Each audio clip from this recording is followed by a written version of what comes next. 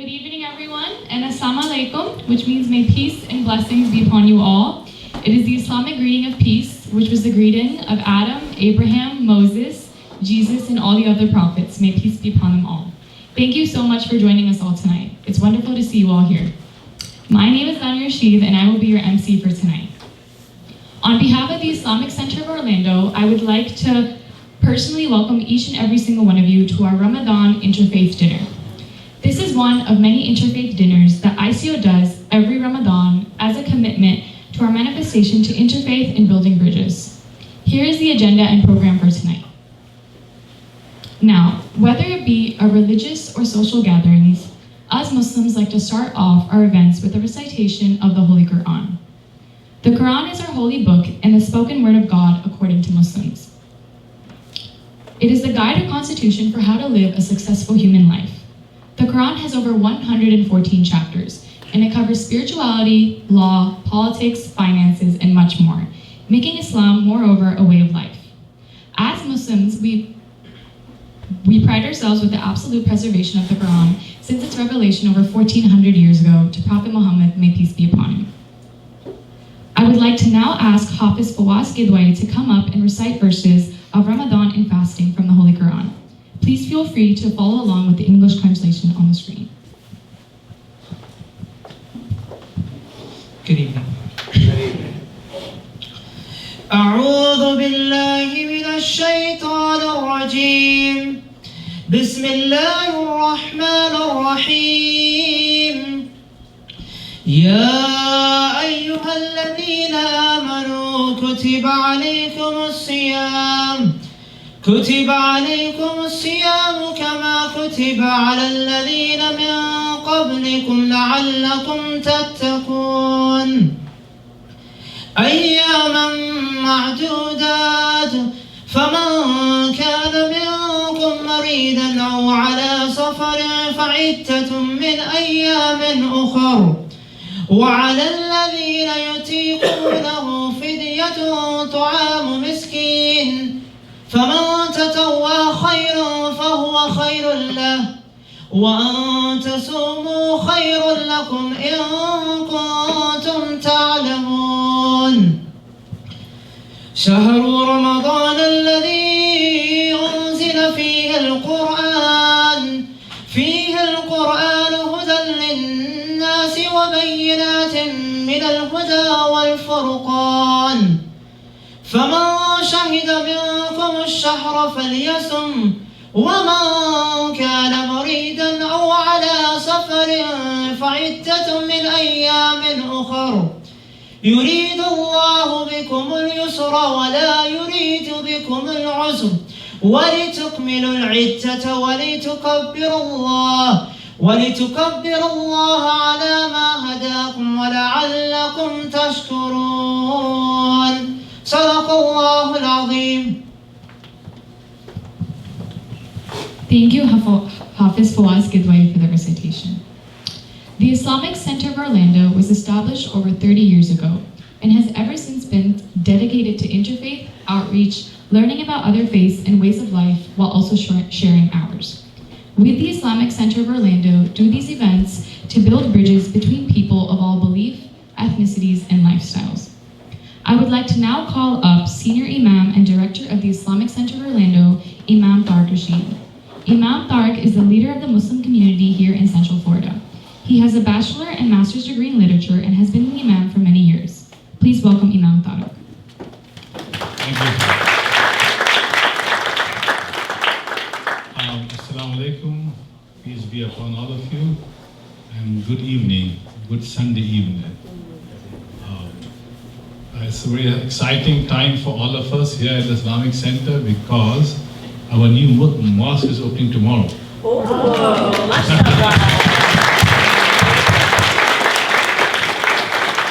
And the whole community is looking forward to it, and it took us many years to build it. So tomorrow is our grand opening, and we are expecting nearly 3,000 people to show up. And so we got the CO from the county on Friday, finally. And when on Friday services, when I broke this good news, people said, "Oh, we want to pray today." I said, "No." Because there are so many things that we have to do to make it ready for you. So Friday, Saturday, and since morning till now, me and volunteers have been doing the things that need to be done in the new mosque to welcome this crowd.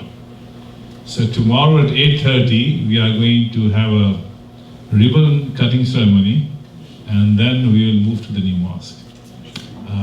So it is.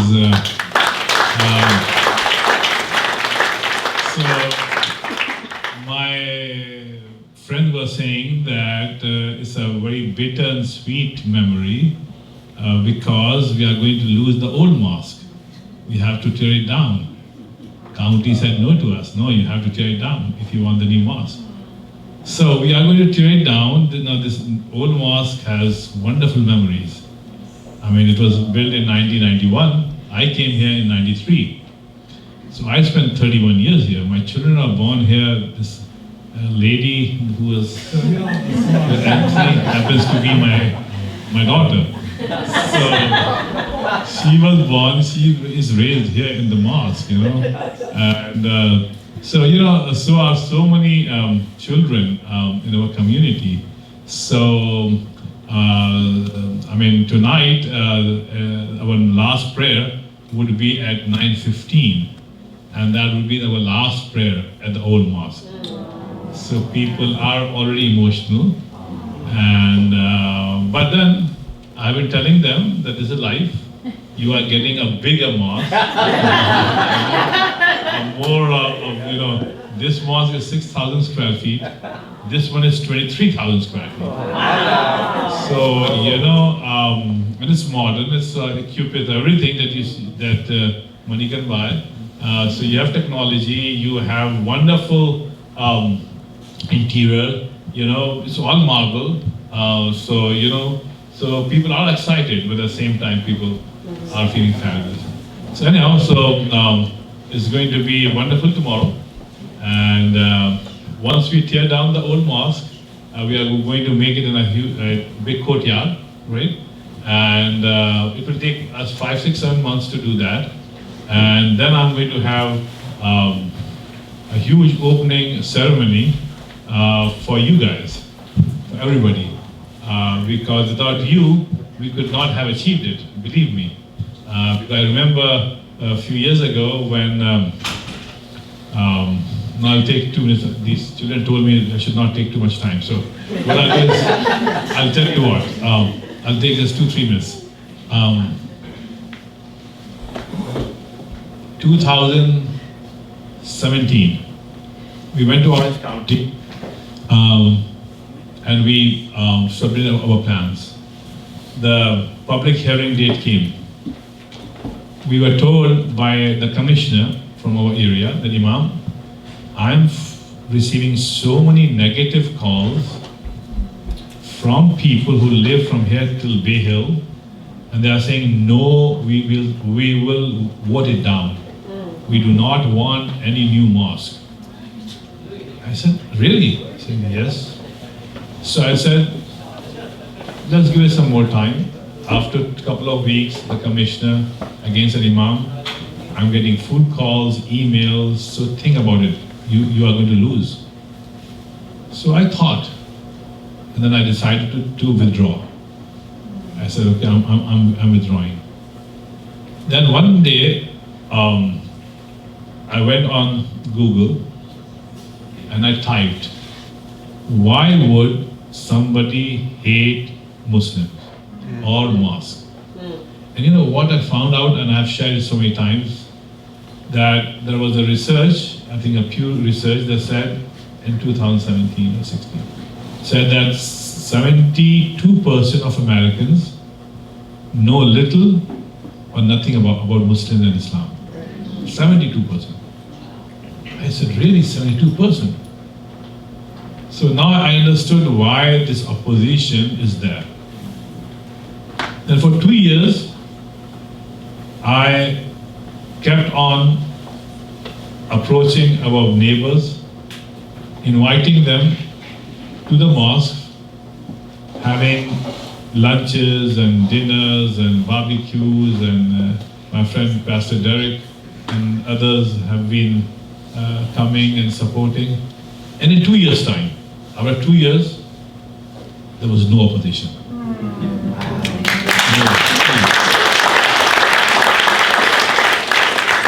I remember when the public hearing came, the chairman of the county commissioner, Ms. Teresa Jacob, she retired now, she said during the hearing, he said, Imam, what did you do in 2 years?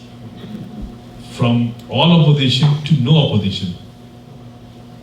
I said, this is something that every faith leader should do, and I learned it.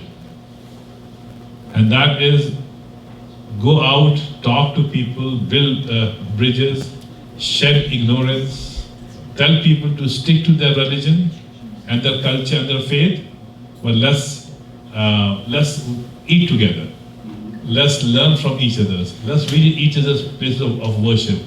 You know, let's acknowledge that the difference that we have in our faith, I did not create. You did not create that. We inherited those differences. So we cannot get rid of those differences, but what we can do is that when it's Christmas time, invite me, I'll come. Good Friday, you invite me, I'll come. You have Jewish holidays, invite me and come. Hindu holidays, come. I mean, I will remain Muslim, you remain Christian, Jewish, or whatever your faith is, right? But let's learn to live like human beings.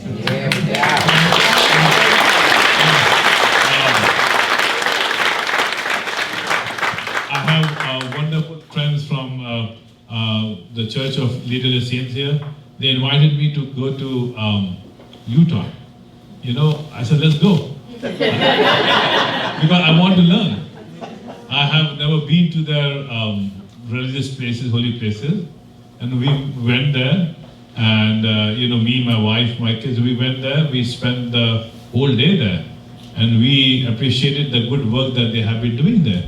Now I came back home and I told so many people that what wonderful work they are doing. So, I mean, you came here, right? You honored us, right? We feel honored. These children are learning. You know, they will carry this message of building bridges, right? And I think in today's world, which is getting filled with hate, I think such gatherings are very important, very important. So I hope that by the time you leave, you know, you would increase in love towards people of all faiths, especially towards people who have different faiths than you. May God bless all of you. Thank you.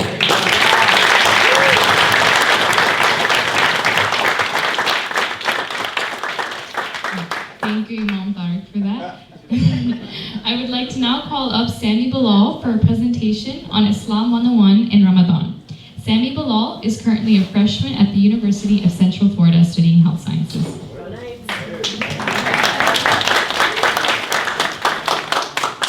Good evening, everyone, and Assalamu alaikum. My name is Sami, as our MC just said, and I'll be speaking to you about Islam 101 in Ramadan. So first we're going to start with the basics of Islam. What does Islam mean? Islam means submission and derives from the Arabic word meaning peace. When we look at it in a religious context, it means complete submission to the will of Allah. Allah is the Arabic word for God, and it is used by Arab Muslims and Christians alike. And then when we look at the 5 pillars of Islam, these are the basic tenets that every Muslim learns from a young age. The first is declaration of faith, which is that there is no God but God, and that Muhammad, peace be upon him, is the messenger of God. The next is praying 5 times a day, preferably in the mosque. Next is giving 2.5% of your wealth annually to charity. The next one is fasting for 30 days in the month of Ramadan. And this is only done if physically capable. And then pilgrimage to Mecca, which is also done if someone is physically and financially capable. Now we have the 6 pillars of Iman, which are the 6 things that Muslims have to believe in. They are belief in Allah as a monotheistic God with no partner or equal, The next one is belief in all of the prophets, from Adam to Moses to Jesus to Muhammad, peace be upon all of them. The next is belief in the books sent from God, such as the Psalms, Torah, Gospels, and finally, the Quran. The next one is belief in angels, and then belief in the day of judgment and the hereafter, where we will all be judged. And then finally is belief in destiny, how everything, good and bad, comes from God. So in the next few slides, we're going to be asking a few questions, and you guys are invited to say the answer as you would like. So here's the first question. Most Muslims are Arabs who live in the Middle East. False. Yep, and that is false. More than 2 billion Muslims worldwide, and there's only 18% Arabs. And more than 24.1% of the world's population is Muslim. So next is, which country has the largest number of Muslims? Indonesia. Oh, Indonesia, India. Any other guesses? Indonesia is right, with over 200 million Muslims. So the next is, do Islam, Judaism, and Christianity have different origins? I've heard a lot of no's. And the answer is no. All three religions go back to Prophet Abraham, and they are directly descended from Abraham's two sons, Moses and Jesus from Isaac, and Muhammad from Ishmael. And the last one, in Islam, Muhammad is regarded differently from Jesus and Moses. Is this true or false? A little bit of hesitation. The answer is false. In Islam, Muhammad, Jesus, and Moses are all messengers of God. So thank you guys so much for answering these questions. Now I'll take a little bit to speak about the blessed month of Ramadan, which we are currently in. The month of Ramadan is a time for Muslims to increase their worship in manifold by fasting all day and engaging in multiple hours of prayer and supplication at night. Next is how Ramadan is the 9th month of the lunar calendar in Islam. And it is a month of fasting and abstination from things that are deemed impure to the mind and body. We also include fasting between the hours of sunrise, which is the Fajr prayer, and sunset, which is the Maghrib prayer. This allows people to concentrate on their prayer and bond with God. So now we have how Muslims have two holidays, the celebration of Eid, Eid al-Fitr and Eid al-Adha. Eid al-Fitr comes as a day for Muslims to thank and glorify God and to celebrate all the acts of worships and purification that we were rigorously going through the month of Ramadan. Muslims gather on Eid in thousands and millions of masjids throughout the world. They pray together, and the rest of the day is spent with family and good food. Thank you guys so much for listening.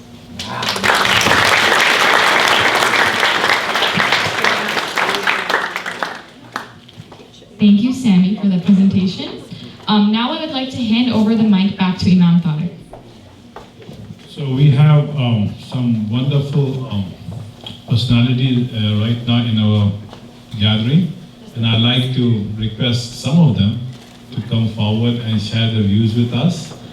We have Representative Anna Eskamani. She has to go to Tallahassee. So it's nice that she took some time to be with us.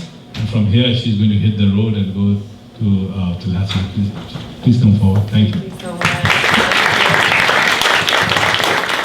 Shukran, thank you so much. Salam alaikum. I also want to uplift Representative Rita Harris. Do you want to join me? Because I feel like, are you hitting the road to Tallahassee too? In the morning, perfect, okay. So we are both state representatives serving parts of Orange County in the legislature.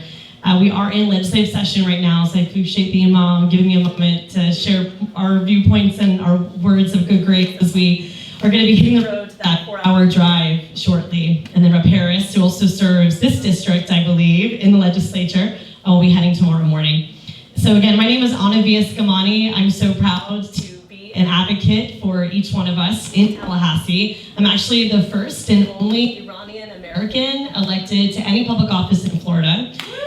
Thank you. And so in addition to the month of Ramadan, I also want to wish everyone a happy Nowruz. Nowruz is the Persian New Year, but is celebrated by countries and cultures across the region. And it falls on the spring equinox and is the first day of spring. And so I want to also wish everyone a very happy Nowruz. So as the Imam mentioned, these are really difficult times. we are experiencing a rise in Islamophobia and anti-Semitism and hateful rhetoric. Every single day, we are getting phone calls from our constituents who are fearful and scared to be themselves and really unsure what to do in this political climate. And it can feel like a lot of despair, but when I look in this room here at the Islamic Center of Orlando, I am filled with hope. I am filled with a deep sense of admiration for the work of the Islamic Center, for all the different faith leaders who are here tonight to participate in Ramadan, to break fast together, and to discover how much we have in common versus what sets us apart. And so I really just want to say thank you, but I also want to encourage your advocacy, because your voice is needed now more than ever. And whether you are advocating for peace globally, for peace for our children in Gaza, for peace right here in Central Florida, or perhaps you're focused on a local issue. Maybe it's housing affordability to support our homeless and those who are unsheltered. Or perhaps you're worried about the opportunity to express yourself in our schools. Maybe you're concerned about the lack of history in our classrooms and how Black history is being erased in so many different ways throughout society. Whatever the issue is that inspires you to get involved, I ask you to listen to that mission in your heart and to find a way to get involved. And maybe it's volunteering your place of worship, maybe you're part of a union, maybe you're part of a community center, maybe you need to get involved with a nonprofit that's on the ground doing work that inspires you. But this is a call to action. I think for Ramadan, it is a moment of reflection. It is a moment to ask yourself, what can I do more, not just for a higher being, but also how can you contribute to your community right here in Central Florida. So thank you so much for having me, and peace be with everyone. Thank you. So at the same token, I'd like to welcome Ms. Rita Harris. I'm really thankful to her for taking time out and for being here.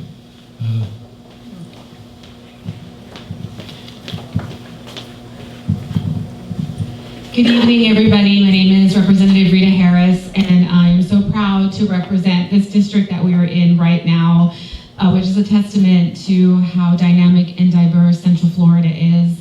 It is always a joy to be here. Thank you so much for inviting us. This is one of my favorite events because of the fact that, as was mentioned, it is an opportunity for us to be together and to be reminded that while we are different, those differences are beautiful. Those differences should be acknowledged but embraced. They shouldn't be something that should be used for hatred or fear.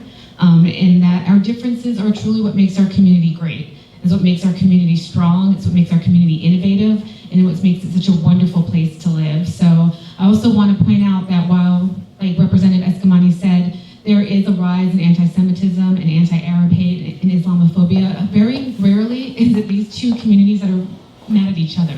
It often comes from outside agitators, and so it's a time for us to reflect that at the end of the day, we all really get along and we all really enjoy each other's company. And so again, I'm very thankful to be here. It is, again, one of my favorite events, and thank you so much, Imam, and I'm really excited. Congratulations on the new mosque. It's beautiful from the outside. I can imagine how beautiful it is on the inside. Thank you. I'd like to mention that these two individuals who are just coming here, they have been living in Orlando for the last 50 years. And they are among the elders of our mosque. And both of them welcomed me in 1993 when I came to this city. And they have been encouraging me to do the job that I'm doing. And they have been very supportive. And they're very generous. They are supporting so many causes all over the world. So I would like to welcome Mrs. Bartla and Mr. Bartla to our Interfaith gathering. So now I'd like to call upon the keynote speaker for tonight, one of my very good friends, and he's a professor at UCF and the chairperson at Al-Ghazali Islamic Chair at UCF, Dr. Cyrus Zimrar.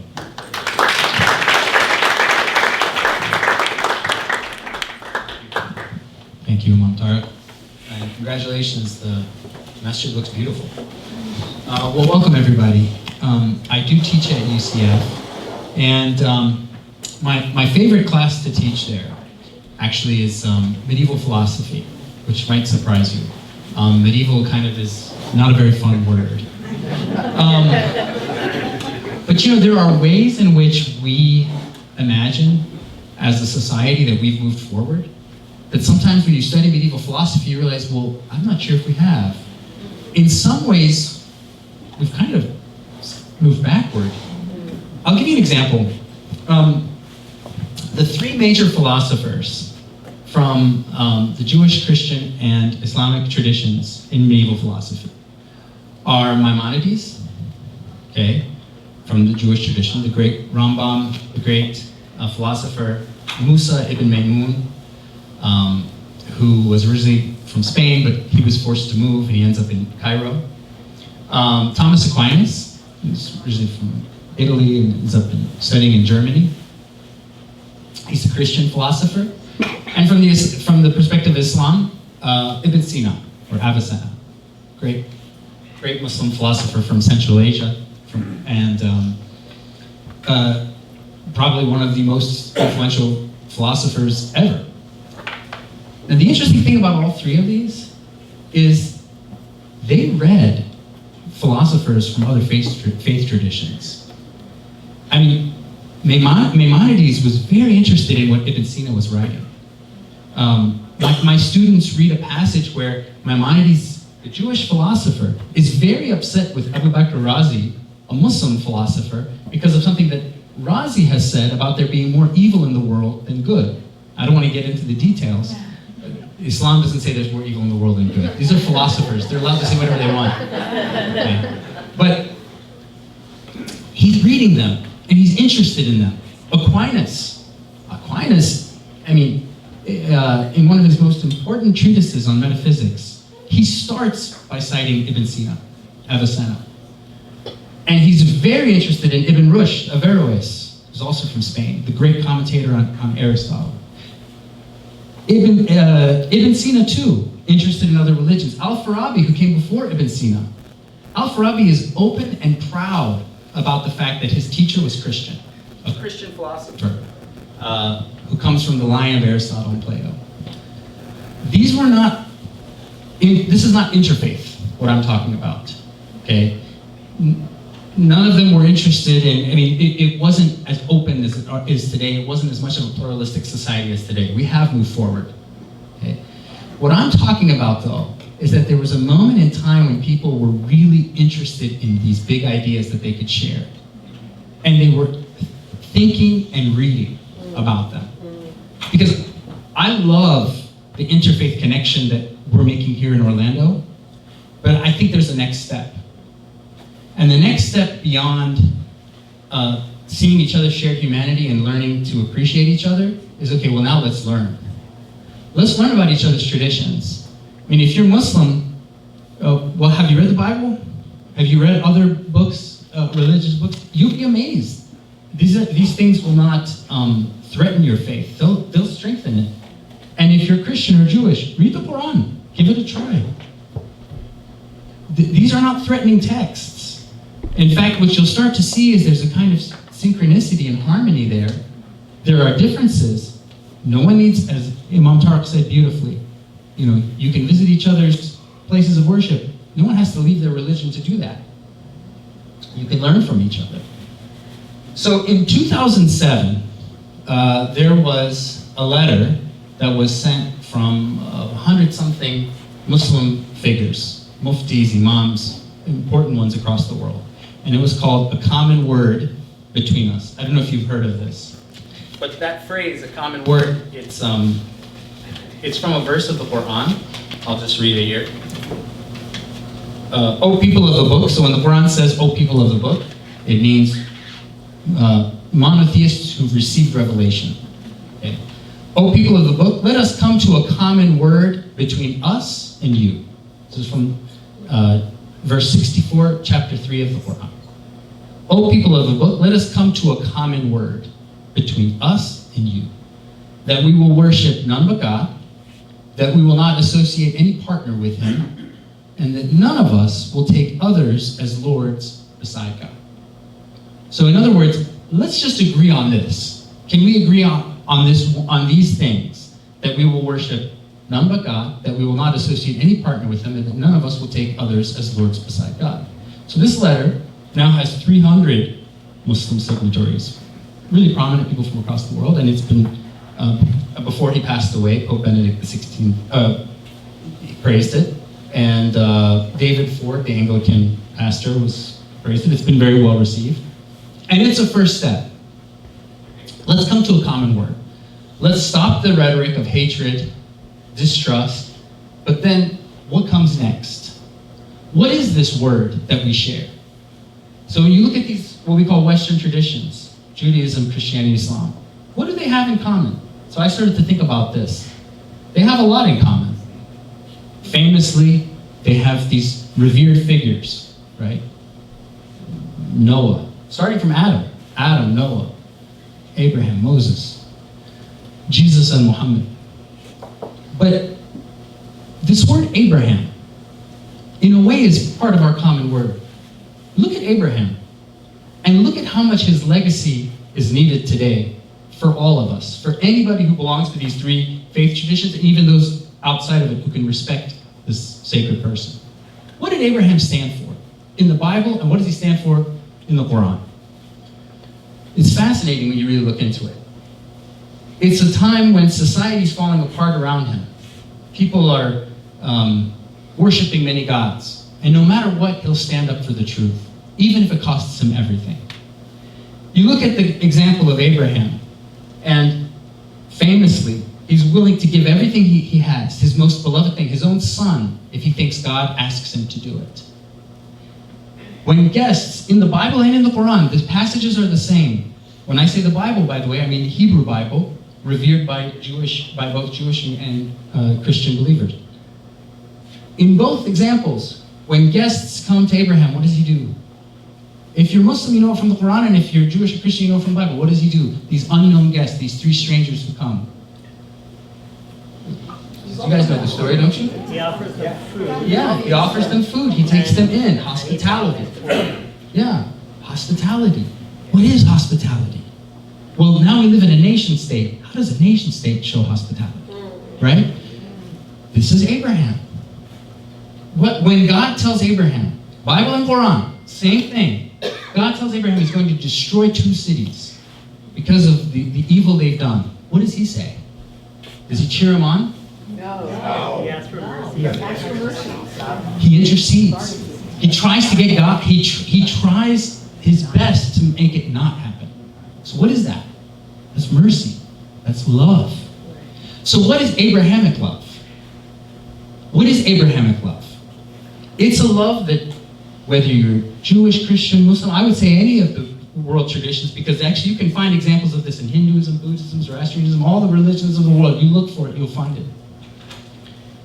What is Abrahamic love? It's a love that doesn't sacrifice justice, that has principles, that there is an ultimate good we call God, won't back down on that, no matter what. But at the same time, it's about mercy, compassion. Now, if you start to think in these terms, you start to see, listen, this whole interfaith thing is much more powerful than you think. Because if everybody in this room can start to agree on this, and we start to look at this world around us, and this nation that we belong to, we say, wait a minute, does this fit in with our Abrahamic principles? No, it doesn't.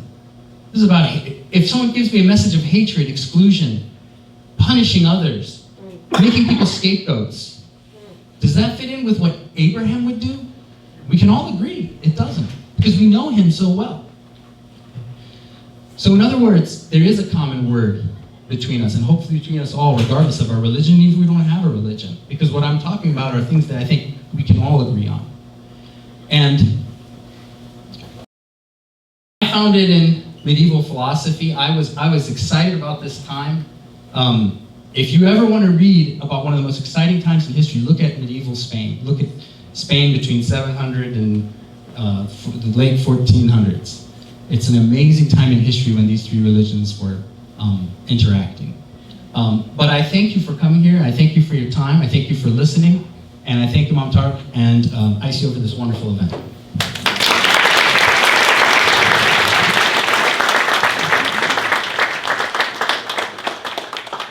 Thank you, Dr. Sares.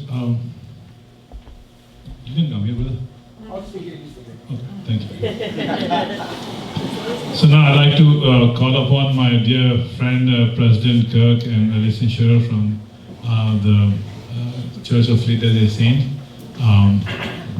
Thank you again for coming. It's always nice to have you.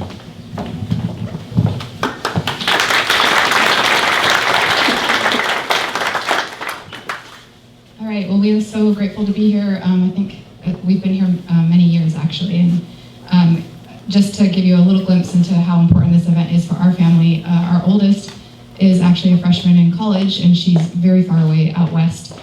And a few weeks ago, we had a lot of our youth, our younger children from our church come to one of these dinners. And I didn't want to tell her I was coming because she's been homesick because it's been winter and cold. And she's only known Florida, so she's been a little homesick. So I was like, I don't want to tell her I'm going to the iftar dinner because she might cry. Anyway, one of our other children ended up spilling the beans and told her, and they weren't supposed to. And yeah, she was texting me through the whole dinner, and she's like, I wish I was there. I wish I was with you. So I just thought that was kind of a cool example of how this does teach our children to reach outside of our own faith and to love those around us. So thank you so much. We love the ICO, and Imam, I'm so excited for you, for your wife. Where is she? I didn't see her tonight. Oh, okay. and for the new mosque. So thank you so much.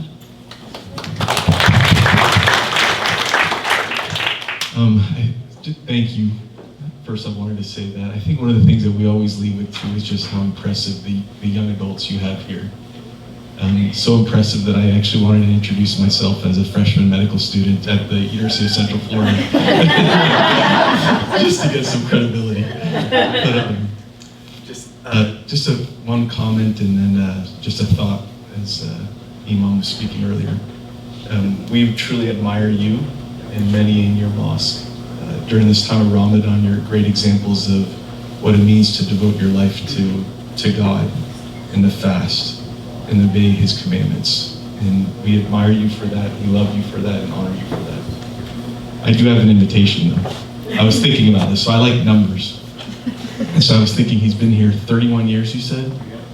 And it took 31 years to have this building go from 6,000 square feet to 22,000 square feet. So in another 31 years, when our kids are replacing us, right? We hope to come in your building will be 79,000 square feet. Hopefully you'll approve it. And we hope to have a building right next to you. So thank you.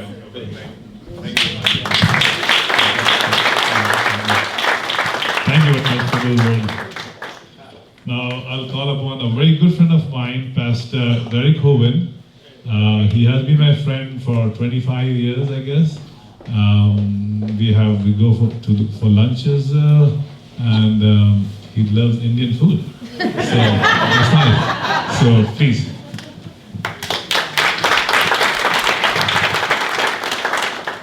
I'm Derek Hogan. I'm an assistant to the bishop for the Evangelical Lutheran Church of America here in our Florida area. I cover the northern half of the state, but I used to be a parish pastor right up the street.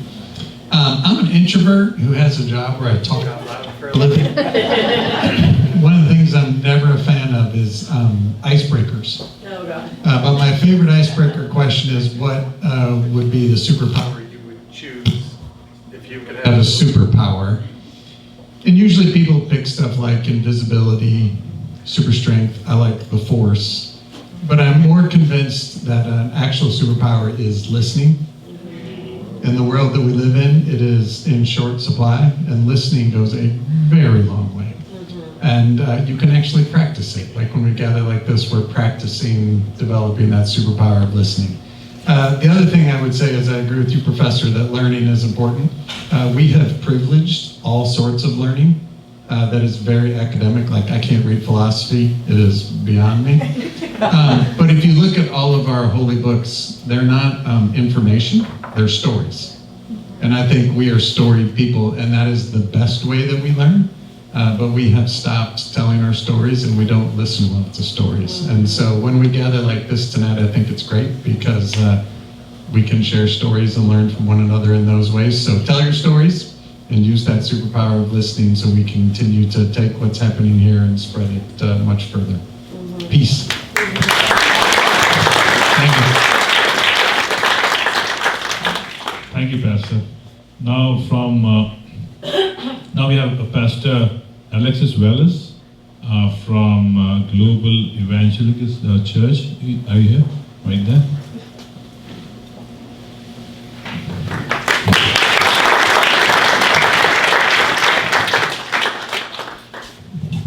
I first want to offer my congratulations on the fine work that you've done. And this is my second year being here. And I don't just come for the food, I come for the fellowship. You know, seasons come and seasons go. Politicians come and politicians go. And, you know, I brought my book, I gave you the copy of it, the Abrahamic Initiative, which was published by TBN and placed in a number of places. But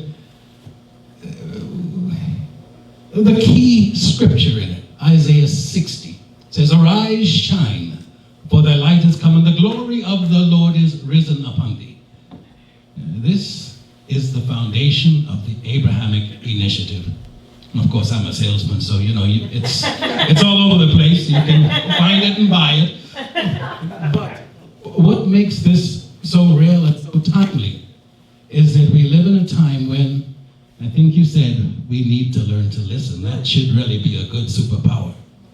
And as we listen to each other, we hear that we're really not all that different.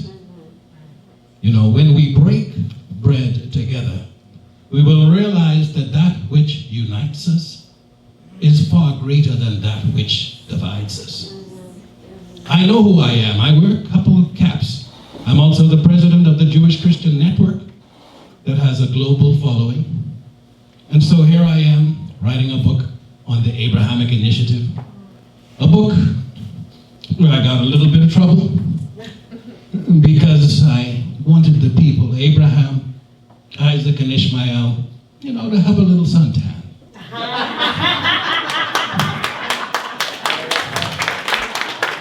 Kind of like what they would have really looked like in the Mediterranean. But that's all right. It's not about division, it's about telling the truth and unity. So I greet you in love. I say shalom, and it's a pleasure to be here.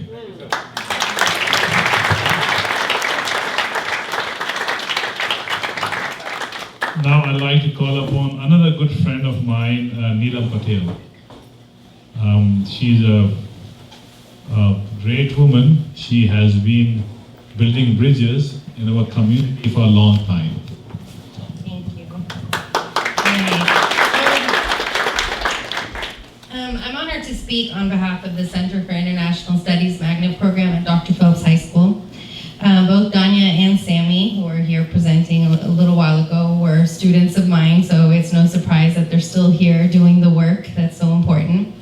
Our school continues to participate in our interfaith field trips to learn about the rich diversity in our community. Every year we go to the Buddhist temple, the Hindu temple, and the mosque to learn about all of the people that are in our classrooms, all of our friends that have maybe different beliefs from us. And it's so surprising because when we pull up to the mosque, we're like, oh my gosh, there they are. Like, what's inside, you know? And then they don't want to leave because they're playing basketball and they had lunch here with everyone. And in just that 1 hour, all of the mysteries of what's behind the doors are gone. And just like you said, it was by opening up the doors and inviting us in. So this year I have continued to witness young people do truly remarkable things. In October, 24 families here in Orlando opened their homes to 24 French teenagers, setting aside their differences to make a stranger feel at home. In November, 30 students traveled to Japan, living with host families, many of whom did not speak one word of English, only to discover that language is no barrier to human connection. Over spring break, 21 students immersed themselves in a boarding school in Denmark, expecting to learn about differences, but instead realizing how much we all had in common, even with people across the world. And in a simple yet powerful act of solidarity, 4 non-Muslim students chose to fast alongside their Muslim classmate, ensuring he didn't have to do it alone. And a whole class of students cleaned out an old office space to make it clean and beautiful so Muslim students would have a place to pray. These students are a testament to the openness, the empathy, and acceptance that young people bring to the world. Yes, the world can feel dark at times, but darkness is not removed by dwelling on it. It's not overcome by focusing on it and even, talking to our children about all the horrible things in the world. It's overcome by lighting a candle, by igniting a flame of hope and kindness, and by fueling it with positive energy. There is love, acceptance, and unity all around us, and we must choose to focus on and amplify those voices. So this year, let us commit to being part of the movement that replaces hatred with understanding, fear with friendship, and division with unity. Let us reclaim our society as a place of welcome, peace, and mutual respect. With that, Ramadan Mubarak to everybody, and may this month inspire us all to be sources of light in the world. Thank you.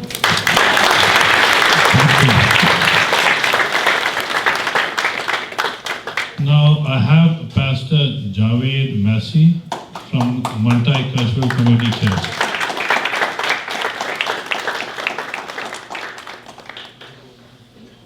He is originally from Pakistan. I'm from India, so we are not friends.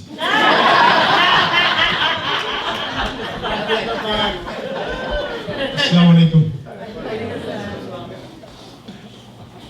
I have been friends with Imam for how many years? 10 years at least. I used to live in upstate New York. Now I've been here for 15 years. And I always come here. And you're going to ask Sister Fatma, right? I always come here. You know why? Because of these people. And the ambiance here. So, being a pastor of a multicultural community church in East Orlando, I want to just say very briefly. When I read scriptures, there is one man in the Bible who is called man after God's own heart. You know who that is? David. King David. So he wrote most of the Psalms. As we heard the speaker said, 4 books, holy books mentioned in the Quran. Torah, which is Torah, the first 5 books of the New Old Testament. Then Zabur.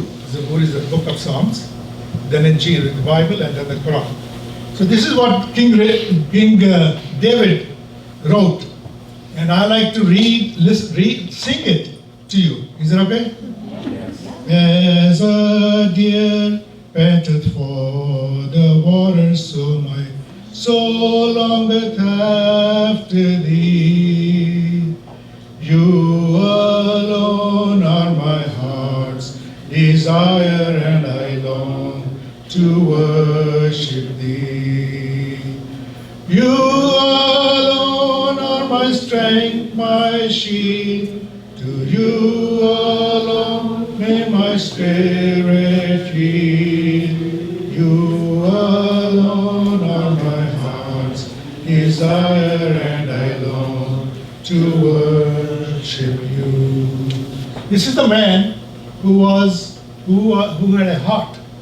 God loved this man, even though he committed sin, but he was very transparent with God. Read Psalm 51. He asked for forgiveness, and he cries, and God forgives him. We are all messed up, aren't we? Yeah. we need forgiveness too. So our God is a mighty God. He's a loving God who is willing to forgive us. Okay, and Jesus says in chapter 4 of John's Gospel, God is spirit, and those who worship him must worship him in spirit and in truth, because he is seeking such worshippers. So as we worship, whether we are Muslim, we are non-Muslims, we are worshiping a living God, let us have a journey, have a longing, a burning desire to be in the presence of God. Thank you.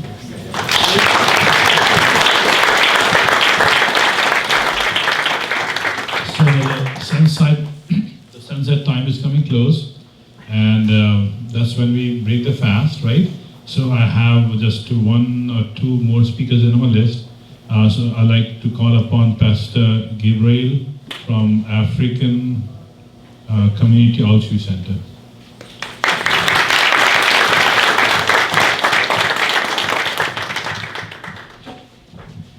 Assalamu alaikum. Good to be here. Congratulations. As we all said, we saw this mosque being built from day one. We've been coming here. COVID was an interruption, but you kept going. So this is beautiful. And I am an Anglican priest, also do an outreach for the African refugees and immigrants in Central Florida. So as you know, it's a very difficult time for some of us in the ministry. But communities like you, Imam Tariq, is a pillar here in our community. It's been helpful and hopeful. I brought my wife. I'm from Congo, original from Congo, Democratic Republic. There's a lot of war going in there. My wife is from Kenya, and we have 2 kids, and I have an adopted son there. Isa is from TZ, Tanzania, one of the young adults I support in the community. We do a lot of work. Basically, we provide cultural orientation to refugees and immigrants for them to fit in the community and belong, and not to hanging in there or to be marginalized or even to just feel like they don't belong. And we want them to belong and fit in and give their best to the community.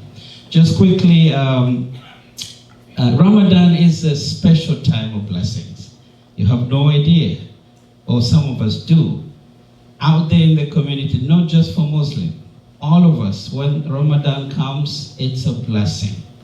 Actually, this year is one of the few years when Ramadan and Lent, some Christians in the Lenten tradition, it falls at the same time. It's an amazing time when it happens. I'm so excited because I go back and forth. Yesterday we had a beautiful event with the young adults, and a young man in his, I think he's 18 or 19. We were chatting and I had completely forgotten. So there was ice cream for the boys we mentor in the community. And then after that I asked him, I said, "Oh, did you enjoy some ice cream?" And then he leaned to me and said, "Pastor Gabriel, I'm fasting." I'm like, oh! And it gave me such energy and sense of appreciation. This is a very young man, and just to hear him say, "I am fasting," it sends a strong message of hope and just joy to know that we are building in faith. You know, we are here tonight to support, to celebrate, and to know that this community is a pillar upon which a lot of us are finding strength and hope and moving forward. So I'll finish with the book of James that says clearly what the true religion is. True religion, and Gandhi echoed it. True religion today and forever is to love, to care for one another. Most importantly, the most vulnerable, the weak among us. And today, in this world, in this country, the narrative could be suggesting completely different thing. And community leaders, community members, we've got to stand and reclaim the true religion is to care for one another and not to become afraid or enemies of others because of the differences or because they don't have what we do have, but to care for each other. And that each other is local, it's regional, it's universal, it's international. Each other, one another. God bless you all, and I told my kids, let's go for great food.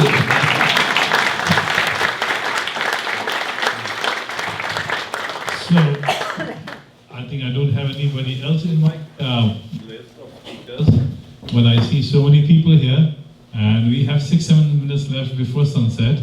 So let's listen from some of you who like to volunteer to come and speak. Yeah, please. Yeah. Thank you very much, Imam Tariq, and thank you for this beautiful, beautiful event. Firstly, India might not be a friend of Pakistan, but I can always be your friend. Okay? And I can be a friend of anyone in this room. Okay? I did want to comment on one thing I noticed was said earlier by our esteemed guest who speaks and teaches at the University of Central Florida. When Abraham was in the presence of those three men, as it's called, they were not strangers to him. When he saw them in Genesis 18, he bowed and said, "My Lord, please stay with your servant for a little while, and I will make you food." And the way that God rewarded him, he said, "I am here to give you a promise, the child of promise." And he said, "But my Lord, my wife is old. How can she possibly have children?" He said, "Your promised child, Isaac, will be born to you, even though Sarah, his wife, was old." Abraham had faith and believed God, and he knew his God. It is my understanding that in the last 10 days of Ramadan, there is a night called the Night of Power, Laylat al-Qadr. And you are seeking to know God in that night. So as you are going through that night, I'm sure sometime around 2 a.m. you will be praying. And I ask you to pray this. "Oh God, oh my God," you may say Allah, "Oh Allah, please reveal all of your truth to me." And if you do that, I believe that as a seeker of truth, you will be massively rewarded. And I thank you, and I thank you, Imam Tariq, for this opportunity. God bless you in Jesus' name. Thank you very much.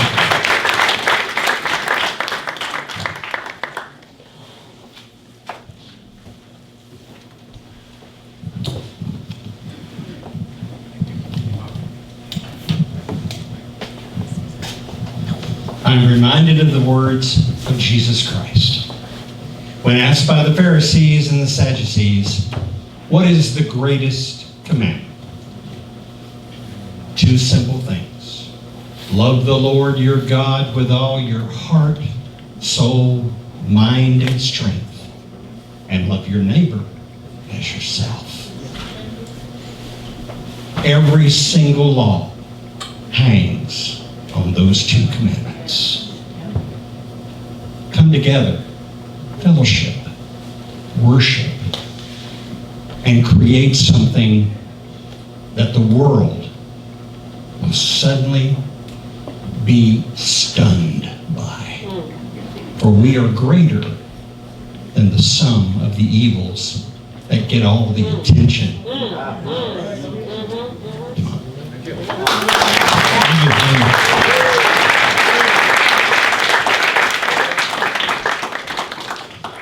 So, yes, I mean, when you talk, yes. Mrs. Bartla would like to say a few things. I can come to you.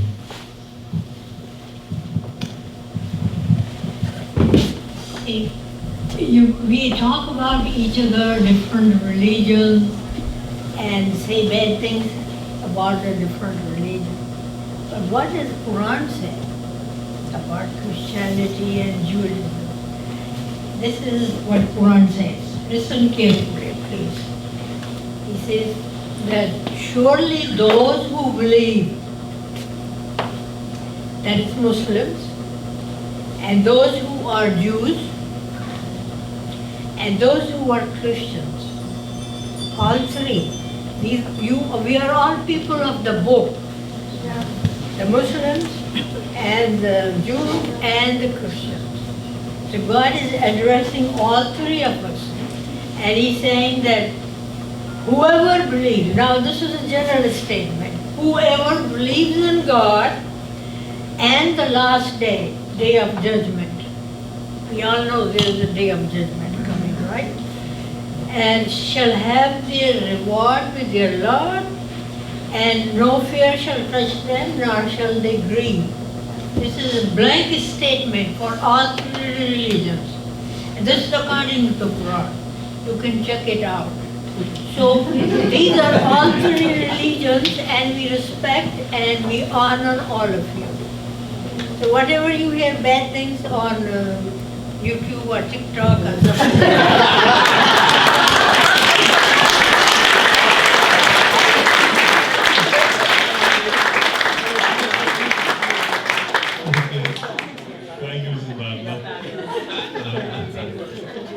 Okay, anybody else would like to come forward, please?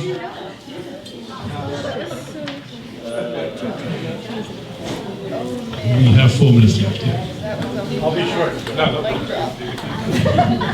Hello everyone, I'm Stoic Dan with the Orlando Stoics community, and I really enjoyed the interfaith message here today that we're all better together. And one of the Stoics in history who wrote about this is a guy named Marcus Aurelius. You may remember his name. He was one of the good emperors in Rome, and it was about the year 175. He was writing in his own journal by candlelight at night, and he was writing how important it is that we all stick together and collaborate. And so he began his chapter 2 of his journal by saying, "Begin the morning by saying to yourself, I shall meet with the busybody, the ungrateful, arrogant, deceitful, envious, and unsocial. All of these happen to them by reason of their ignorance of what is good and bad." And he goes on to forgive them, and he says, "We are all kin with one another." And this is the famous line. He says, "For we are made for cooperation, like feet, like hands, like eyelids, like the rows of the upper and lower teeth. To act against one another then is contrary to nature." Thank you.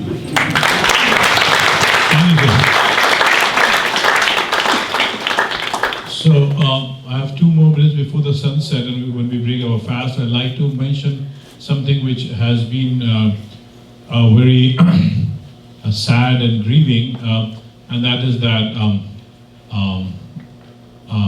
at the start of Ramadan, the very first night, a very tragic accident happened when 2 young children, both 19 years old, prayed with me at the mosque, and after that they were going to play soccer, and it's around 11 o'clock at night, and they were going in a car and they met an accident, and both of them died. So, and both of them were 19 years old, and they were the only sons in the families. And their parents originally are from Morocco. So when at this time tomorrow we are going to celebrate the opening of our new mosque, and every family is so enthusiastic about tomorrow, right? I'm constantly thinking about these 2 mothers and fathers. What are they thinking and how are they feeling? So, please remember them, these families, in your prayers.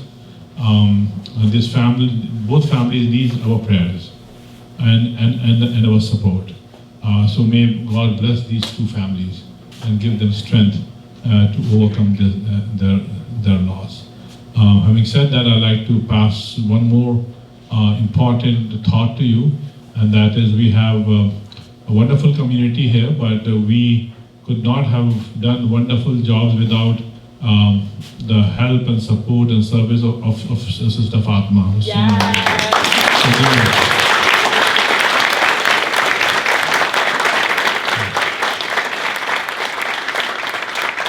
And one thing about Sister Fatima is that 2 years ago she lost her 24-year-old son, Yusuf, I think most of you know, in a car accident, which for any mother, it's like an unthinkable loss. But this lady is an iron lady. She is still doing this job of building bridges, and she is still going on and on in spite of this massive setback that she had faced in her life. So we have nothing but great regard for our Sister Fatima.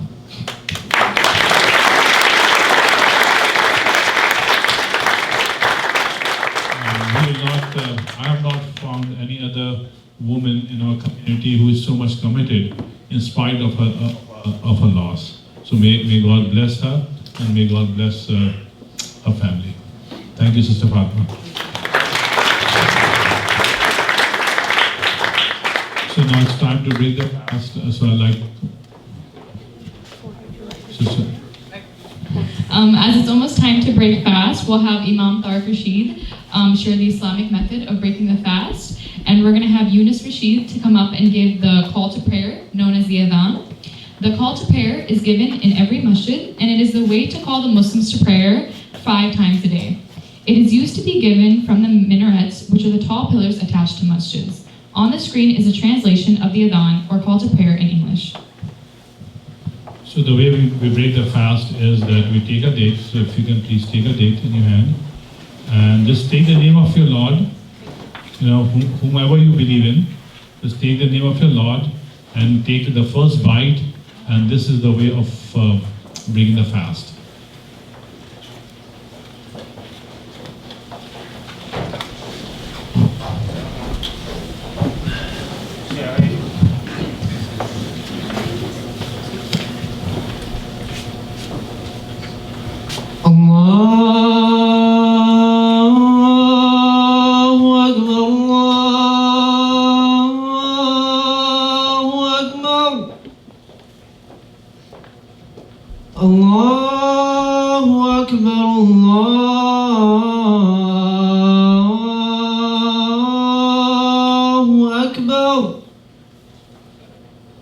أشهد أن لا إله إلا الله أشهد أن لا إله إلا الله أشهد أن محمدا رسول الله أشهد أن محمدا رسول الله حي على الصلاة حي على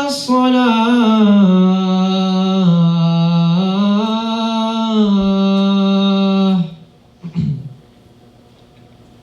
حي على الفلاح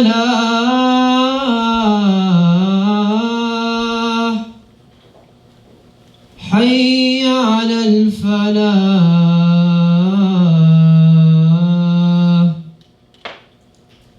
الله أكبر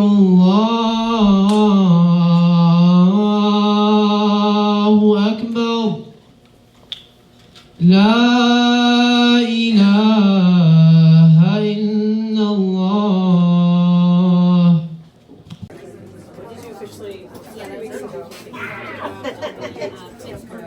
I was gonna say, is Mr. Ayers helping you, I hope? I know, oh my God. How are you guys doing?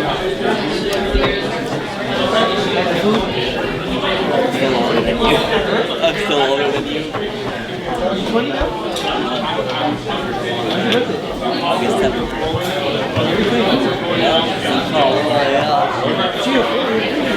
Let me go get a plate from 5. If you have a plate for you, I can bring it. Is that okay?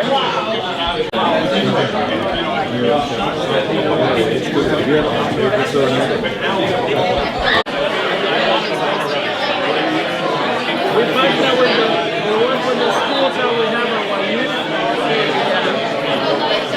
Right now,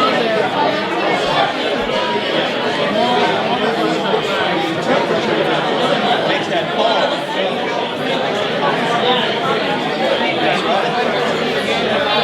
That's amazing.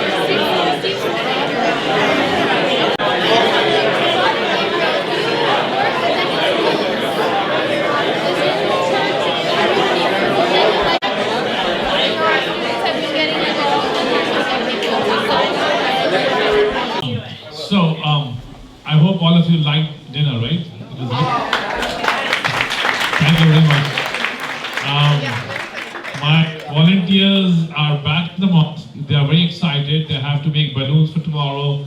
They have to do lots of things, so they went back to the mosque.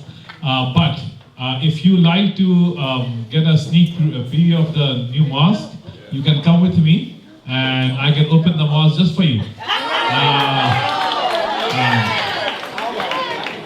So let's go. So let's go, yeah.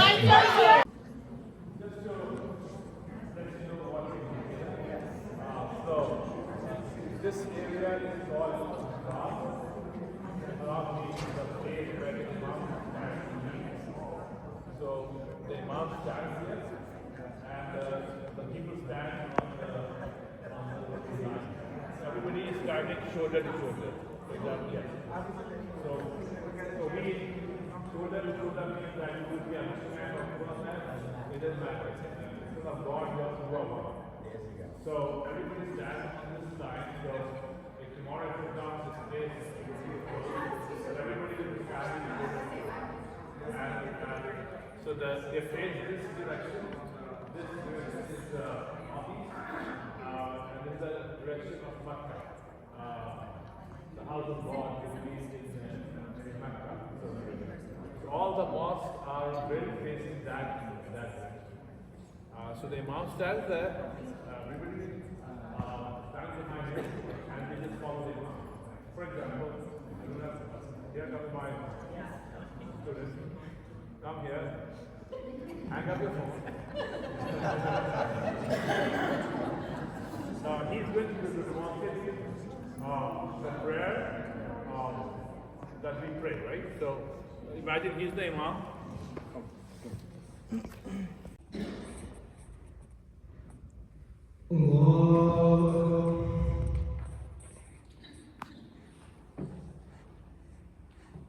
الحمد لله رب العالمين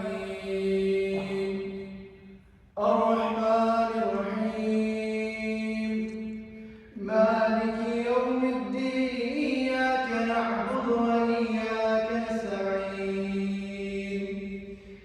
اهدنا الصراط المستقيم صراط الذين أنعمت عليهم غير المغضوب عليهم ولا الضالين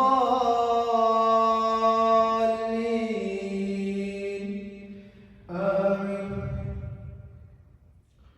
قل هو الله أحد الله الصمد لم يلد ولم يولد ولم يكن له كفوا أحد الله. So this is the prayer that we pray. So when he was reading out loud, and that's several verses from the Holy Book, Quran. So he is one of my students who have memorized the whole Quran. So you can read from cover to cover from memory. So we pray this prayer 5 times. We are just glorifying God, and when we bow, he was saying Subhan Rabbil Azim, which means all glory belongs to God. And when he went on the ground, he was again glorifying God, saying Subhan Rabbil Ala, glory belongs to God who is the highest. So it's all praise of God. So that's our prayer that we pray.